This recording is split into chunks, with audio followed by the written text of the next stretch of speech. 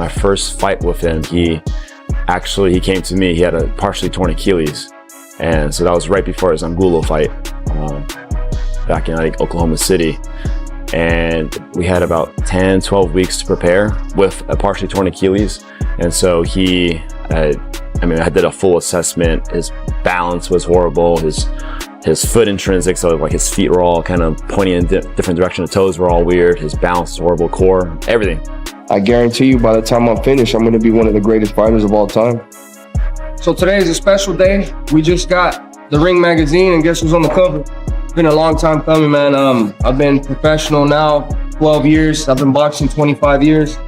You can see all the work I've done, and I'm very happy. I'm very grateful for everything I've done in my career. I'm very grateful for my people that have been around me.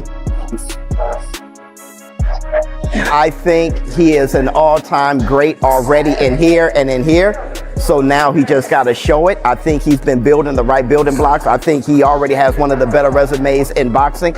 And I think this is the perfect time and perfect opportunity to show people what greatness looks like and how greatness is being manufactured and how greatness is being shaped. David Benavidez and Zurdo Ramirez showcase relentless intensity with their training, marked by discipline and laser-sharp focus.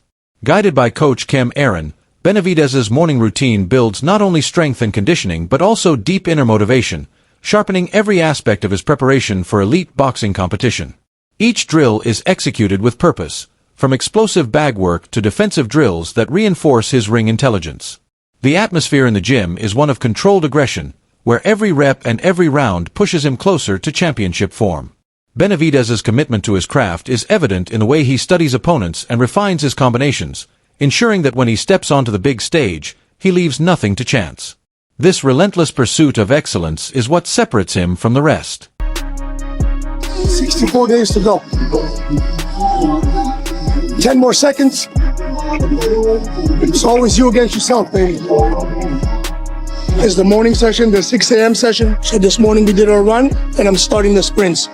I introduced them slowly to regular, and then we did incline sprints so we can get a lot more lactic acid. But it's an incline, so it's not going as fast, but still fast enough.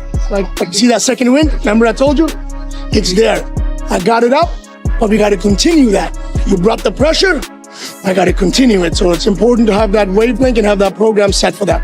And then we got to go to boxing gym after. I'm going to give him a break, 3-4 hours, and then sleep, put some food in you, rest, a lot of water. Fascia system needs hydration. So I got to make sure he keeps drinking. Drink that water.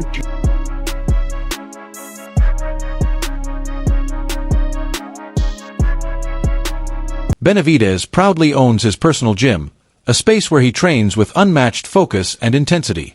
He explains that the environment he has built helps him relax, recharge, and prepare mentally for the brutal challenges of professional boxing. Every piece of equipment, every poster on the wall, and every sparring session inside his own walls fuels his confidence and sense of control. Unlike the chaos of public gyms, his private sanctuary allows him to dictate his own schedule, fine-tune his weaknesses, and push past mental barriers without distractions. For Benavidez, this gym is not just a place to train, it is a second home where his championship mindset is forged daily, away from cameras and outside noise. I know there's a lot of things that we could accomplish. And there's a lot of things that we could give back, not only to our people, but to our community. You know what I mean? We got a lot of fighters here. One of our friends painted this. He goes to the first Benavidez boxing gym, the one in Burien. He paints them all himself, so he's a talented brother. So but yeah, this is my dad's design, you know what I mean? This is actually my first time, starting training camp here in this gym. I hear a lot of love there, man. Yeah, I know, yeah. So this is like blood. This is more than just boxing. It kind of puts me into that place of relaxation. So for when I come here to the gym, all my thoughts are in line, and I know exactly what I need to work on.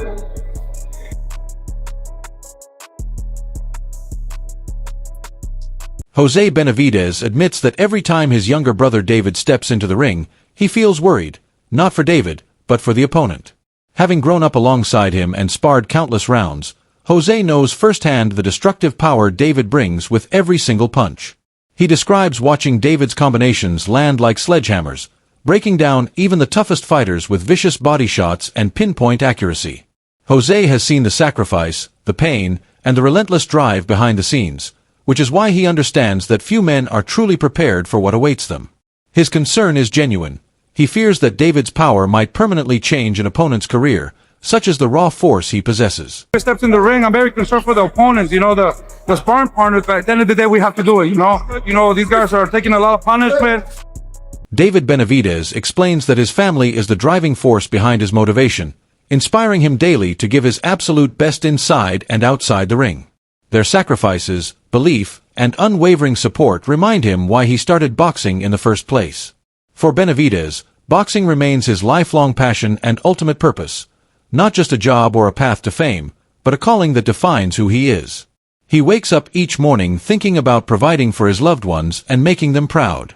The cheers of fans and the shine of championship belts matter little compared to the respect and gratitude he feels toward his family, who stood by him through every setback and victory. And it makes me happy. This is my passion. Like I said, my family keeps me motivated. My wife, my children, my father, my mother, my brothers, and just the people that support me. The type of fighter I am, I've never been an intimidating type of guy outside the ring. Like if you see me, I'm a nice guy, probably people think I won't hurt a fly.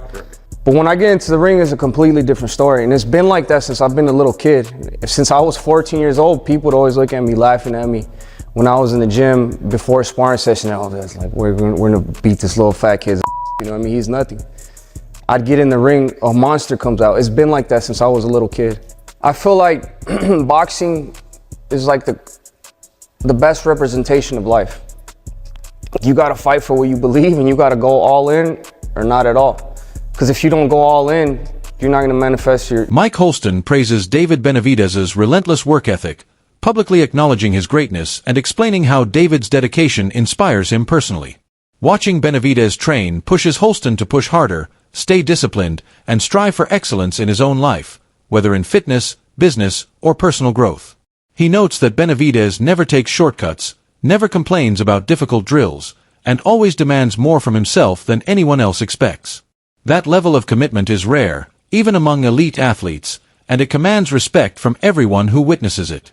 For Holston, Benavidez represents what is possible when talent meets unwavering determination, a living example that greatness is earned, not given, through blood, sweat, and sacrifice. They come because I know that I've been working hard for this fight, and I've been working so good, and I can't wait. It's just a matter of time. On the other hand, Zurdo Ramirez trains relentlessly in the gym, declaring he feels fully prepared, calm, and confident with no nerves whatsoever, knowing he has given his absolute best for this fight.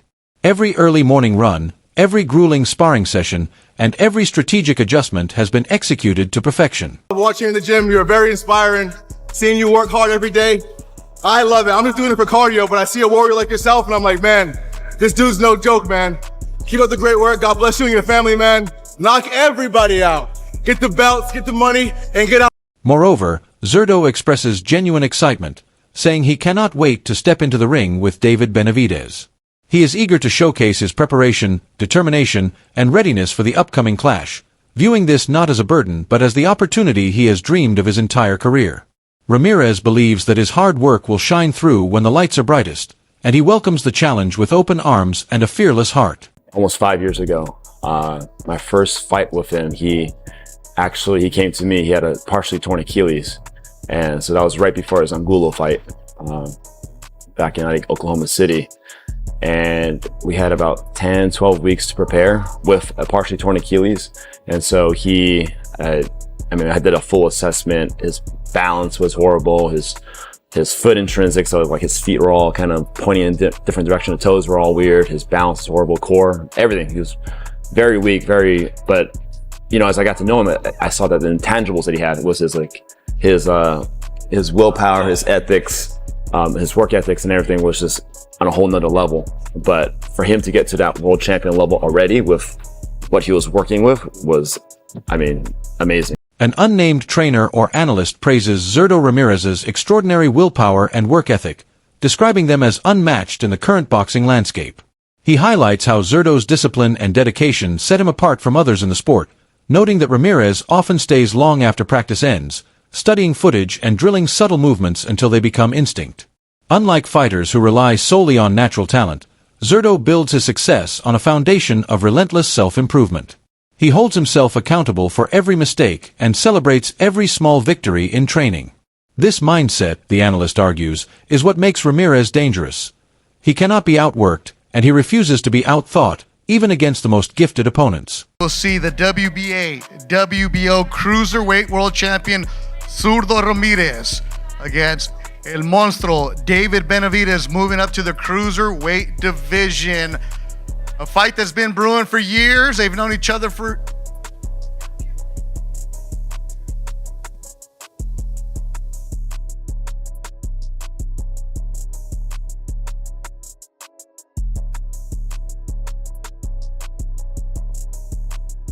The same or another commentator explains that Benavidez's offense, defense, and ring IQ operate on another level entirely, combining explosive power with surgical precision. This lethal mixture makes him a dangerous, complete fighter capable of overwhelming opponents with relentless skill and sharp execution. He does not simply throw punches wildly. Each attack is calculated to break down guards, exploit openings, and force mistakes. Defensively, he rolls with shots, catches punches on his high guard, and counters instantly. Whether trading in the pocket or cutting off the ring, Benavidez shows the instincts of a veteran far beyond his years. Opponents often find themselves exhausted, confused, and battered before they ever figure out how to slow him down. I mean, everything is really good. Today, Scrappy got first. Today? But Man, that's an everyday thing. Today was easy. I let it Easy win, day. for sure. I actually got first place by accident. My son, I was excited. by accident. At the official press conference, Zurdo Ramirez shows tremendous respect toward David Benavidez, acknowledging his strength and promising fans an exciting showdown. He looks directly into the cameras and emphasizes that their fight will be a thrilling spectacle for boxing, a clash of two elite warriors who refuse to take backward steps. Zurdo refuses to engage in trash talk or disrespect, understanding that respect between fighters... We know that it'd be a really good fight. How surprised were you that this fight got made? Like, did it catch you by surprise? No, because he wanted, I wanted, my team wanted, we were working on it to make it happen, and I'm happy and glad to happen right now. When did you guys start working on it? Because to me and other fans, it came as a surprise. Like, we weren't expecting it. Yeah, before he get the fight, I think we was working on it in this fight. And then it happened, and then he just said that it happened during his fight. Yeah, he last fought against Yard, I believe, in November. Mm-hmm. Yeah. So did discussions start like in October to make the fight happen? Yeah. It was like pretty quick, the discussion and the fight, the deal and everything. He admits that Benavidez has earned his place at the top, and beating him means beating the very best. However, he also promises that he is coming to win, not just to survive. The mutual admiration is clear, but so is the fire in both men's eyes. I remember most of sparring against David. It was pretty good, but honestly, as a fighter, I don't remember. Like, I remember that I did many times sparring, but not like being in the ring, like how he moved and everything. No. Do you think he's evolved? He's gotten better from what you remember? Yeah, he got a lot better. Yeah. In what areas do you feel? Because he throw more punches, he's constantly like pushing to the guys, and I mean I just can say like don't miss the fight, be a great fight. So you're expecting like toe to toe, like I expecting a war, blood, everything, knockouts, knockdowns, maybe. Interview 10. At the final face-off, both fighters step face to face, their eyes locked with burning intensity yet filled with mutual respect. Neither fighter flinches, neither looks away, both silently acknowledging the other's dedication, discipline, and strength. The crowd roars as the two champions stand inches apart, breathing heavily, knowing that soon only one will raise his hand in victory. In that charged moment, there are no words, only the unspoken promise of an unforgettable clash of champions. Like I said, my plan wasn't just to abandon the light heavyweight division. My plan was come up, grab 2 titles, come back down, and make this fight with me and Bivol even bigger. That's exactly what I want to do. You know, that my dream is to become a unified champion. So I'm already there. You know, my foot is already there, basically at the finish line. So it's smart for me to come back down. And you know, obviously a lot of people are worried about the weight, this and that. But like I tell everybody, don't worry about that. Let me worry about that. You know what I mean? And you know, I'm just trying to give you guys the best fights possible, the best fights out there. And then after that fight, when I capture the titles, I'm going and I'm fighting Benavidez. So I'm just trying to give the biggest and best fights happen to the fans. And you know, I mean, for me, my legacy, this is really what I feel like I have to do. Nobody tells me I have to come back down. Nobody else tells me I have to go fight Zurdo Ramirez. Nobody tells me I have to fight Benavidez. But I want to do it for myself because I know the fans of boxing deserve. Fans can feel the electricity in the air, understanding that this is not manufactured drama but genuine competitive fire. Both men have sacrificed too much to back down now, and the world waits eagerly for their war. Interview 11. Zurdo Ramirez says the fight with David Benavidez is very exciting because they know each other well from past sparring and shared amateur experiences. Versus Zurdo, they're going for the unification fight. Who do you have in that fight, and would you like to fight the winner? Well, honestly, man, it doesn't bother me. You know what I mean? May the best man win, and when they do, let's get it on. You know, I don't want no excuses. You know, I want the better fighter to win. I want it to be a good fight. You know, I want them to show. I want it to be promoted and be a fucking big fight, because when we fight, it's better for me. You know what I mean? All I'm chasing is undisputed and legacy. You know what I mean? Everything else just comes with it.